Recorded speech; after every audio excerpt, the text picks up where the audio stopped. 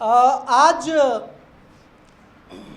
Minister of state for home affairs Kiren Rijiju ने एक tweet करके कहा कि आम आदमी पार्टी ने मालेगांव मामले पर जो बयान दिया वो ठीक नहीं था और वो फैक्ट सही नहीं थे।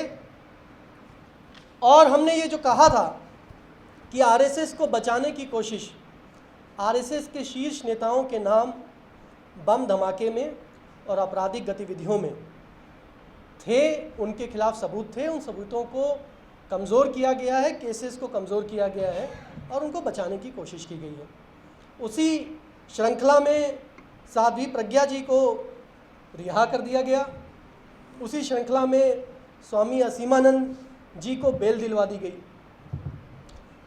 इस पर जब हम लोगों ने सवाल खड़े किए तो उन्होंने कहा, नहीं साहब, आपने जो नोट बताया है इंद्रेश कुमार जो आरएसएस के वरिष्ठ नेता हैं, वो जो नोट आपने कहा कि एनआर वासन नाम के अधिकारी ने बनाया था और आपने कहा कि वासन जी ने इंद्रेश जी के खिलाफ तमाम सबूत रखते हुए कहा था कि आरएसएस के नेता और आरएसएस के काडर बम धमाकों में शामिल रहे हैं, वो बात गलत है, क्योंकि वासन साहब तो सीबीआई में 2009 तक थे और उसके बाद वो अपने पेरेंट काडर चले गए थे। ये वो नोट है, उस दिन मैंने इसको मीडिया में डिस्ट्रीब्यूट नहीं किया, ये नोट अभी आप सब लोगों को डिस्ट्रीब्यूट मैं कर रहा हूँ। ये 3 पन्ने का कॉन्फिडेंशियल नोट है। Evidence against Indresh Kumar in the conspiracy to cause blast. वो तमाम सबूत इंद्रेश कुमार के खिलाफ जो ये दिखाते हैं कि बम धमाकों की साजिश में वो शामिल थे के नाम से ये नोट बना। और आखिरी में नोट कंक्लूड हुआ ये कहते हुए कि हमें गृह मंत्रालय को आरएसएस की गतिविधियों के बारे में और आरएसएस के काडर और नेताओं के बम धमाकों में शामिल होने की बात बता देनी चाहिए और कानून के अनुसार उनके खिलाफ कार्रवाई करनी चाहिए। ये नोट आप सभी लोगों को मैं दे रहा हूँ। मेरे किरण रिजिजू से कुछ प्रश्न हैं। प्रश्न नंबर 1, क्या ये बात सही नहीं है कि एनआर वासन सन 2012 में एनआईए में एससी सिन्हा के बाद नंबर 2 पोजीशन पर थे?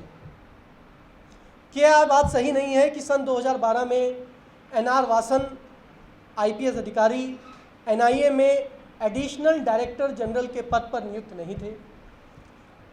क्या यह बात सही नहीं है कि एनआर वासन एनआईए में इतने शीर्ष पद पर रहते हुए मालेगांव, समझौता, मक्का मस्जिद और अजमेर बम धमाकों की जांच की सुपरविजन कर रहे थे? क्या ये बात सही नहीं है कि दिसंबर 2012 में वासन जी ने ये 3 पन्ने का नोट बनाकर उस समय एनआईए के डायरेक्टर जनरल एससी सिन्हा के सामने पुटअप ये नोट किया था? रिजिजू जी कोई साधारण व्यक्ति नहीं है, वो देश के minister of state for home affairs हैं। आंतरिक सुरक्षा के मामले पर वो कोई भी गलत बयान नहीं देंगे, आधा सच आधा झूठ वाला बयान नहीं देंगे और जिम्मेदारी से बयान देंगे, इसकी अपेक्षा पूरा देश करती है। और मुझे पूरी उम्मीद है कि आज जैसे उन्होंने ट्वीट करके सुबह एक बयान जारी किया था, मेरी इस प्रेस कॉन्फ्रेंस के बाद मेरे इन सवालों का जवाब जनता को वो दे देंगे। साथ में इंद्रेश कुमार जो